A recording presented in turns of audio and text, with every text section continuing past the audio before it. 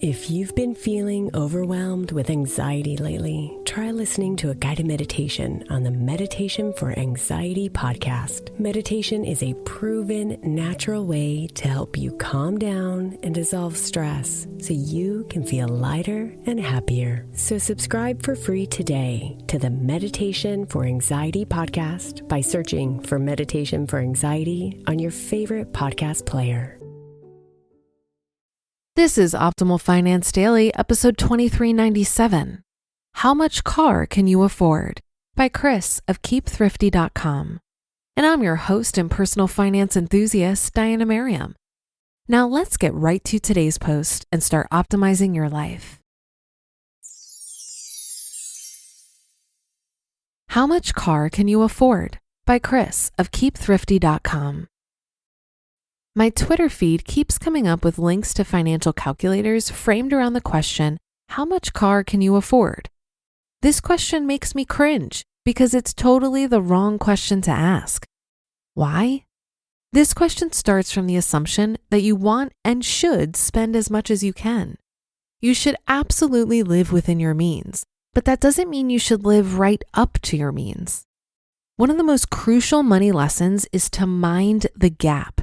In other words, the distance between your income and your expenses. If you spend more than you earn, you're in trouble. If you spend just less than what you earn, you're in the rat race forever. If you spend a chunk less than you earn, you've got a chance.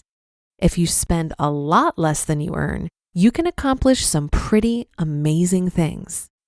People who figure out what they can afford and spend that much don't end up ahead. They end up scraping by. People who are successful at beating the money game don't ask a question like, how much car can I afford? They ask, how much car do I really need? How much car do you really need?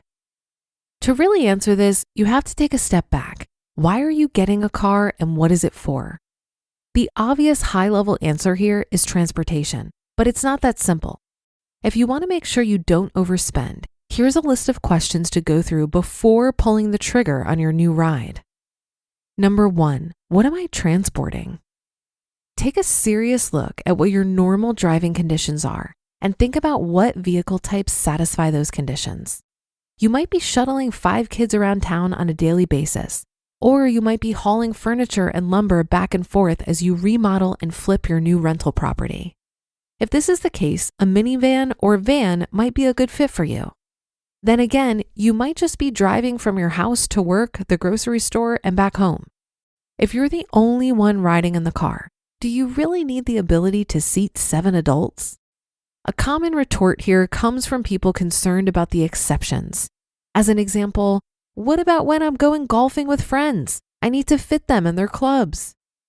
Don't let the once in a whiles take precedence over your normal life. I love my friends too. But building your life around the exceptions ties up your money in places you can't recover it from. How many Lyfts or Ubers would it take to make up the price difference between a subcompact and a full-blown SUV? Don't forget to throw in the total cost of owning the car, maintenance, and fuel economy. You have a better job for that money. Don't tie it up. Number 2, how can I finance my car? A few months back, I was getting an oil change and I overheard a woman talking with a car salesman about financing the new car she was looking at. What I heard made me cringe. The 60-month loan with $2,000 in rebates is probably the better bet. You'll own more of the car if you trade it in before you pay off the loan, which is what 99% of people do anyway. At this point, the woman was nodding her head as if all this made sense. Most people accept a car loan as a fact of life, blindly paying interest and digging a financial hole. Sadly, this woman didn't even question whether she'd be trading in her car in less than 5 years after buying it. With all this in mind, maybe I can give a good answer on how much car can I afford? However much you can pay in cash. Not that you should spend every last dime, but if you can't afford to pay in cash, you should consider whether you really need to buy a car at this point, or if there are any other options you have instead. Save up until you can pay cash in full.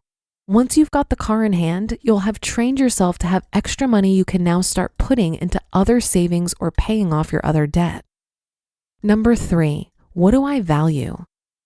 Presuming you have a good grip on how you plan to use whatever vehicle you buy and you know what you can pay for in cash, you're in a good state to figure out where to add costs to align with the things you value.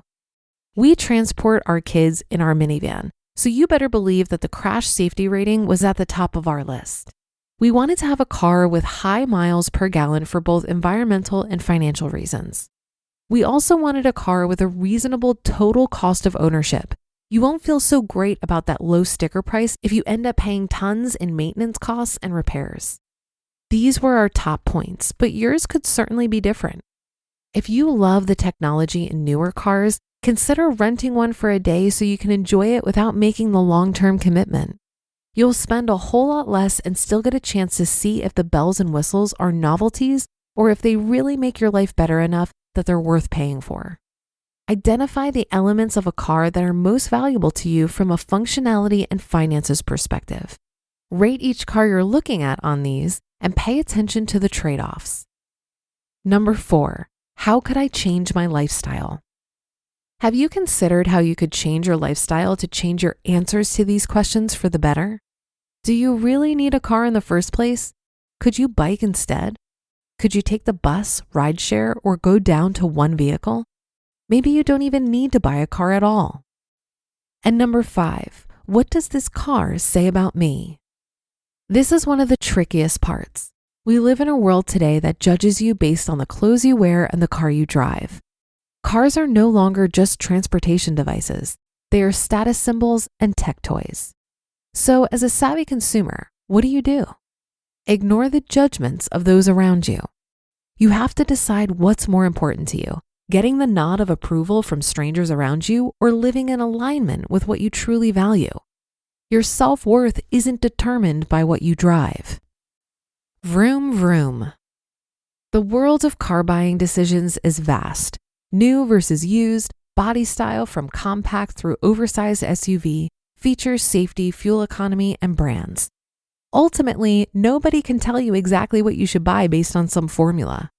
Only you can understand your values and apply them to your finances. That said, here's the 4 guiding principles to remember if you want to keep thrifty in your car purchase. Consider your other transportation options. Buy for your normal driving habits, not for the exceptions. Don't let others' opinions of your ride be a factor, and only pay what you can pay in cash. Good luck and keep thrifty.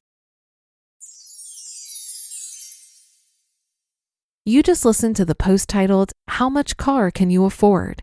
By Chris of KeepThrifty.com. This article reminded me of an exchange I had with an Uber driver not too long ago. He was telling me that his business tanked due to the pandemic, and that's why he was driving for Uber. But he was also stressing about buying a new car and qualifying for a loan, which confused me because the car we were in was really nice. When I told him that I drive a 2010 Mazda 3, he was completely horrified. He said he could never imagine being seen driving such a dumpy car.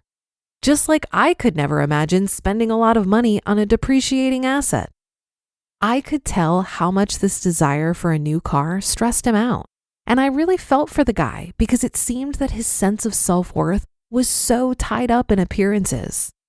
Through our conversation, it became clear that the gratification of a new car and what he thought that said about him mattered more to him than relieving some of his financial stress. I think this is pretty much the norm for our consumerist culture, and a big reason why so many people feel that debt is a normal part of life. From my perspective, driving a new car is not a flex, but retiring from my corporate career at 33 years old, now you're talking. That should do it for another edition of Optimal Finance Daily. I'll be back tomorrow as usual, so I'll see you there on the Wednesday show, where your optimal life awaits.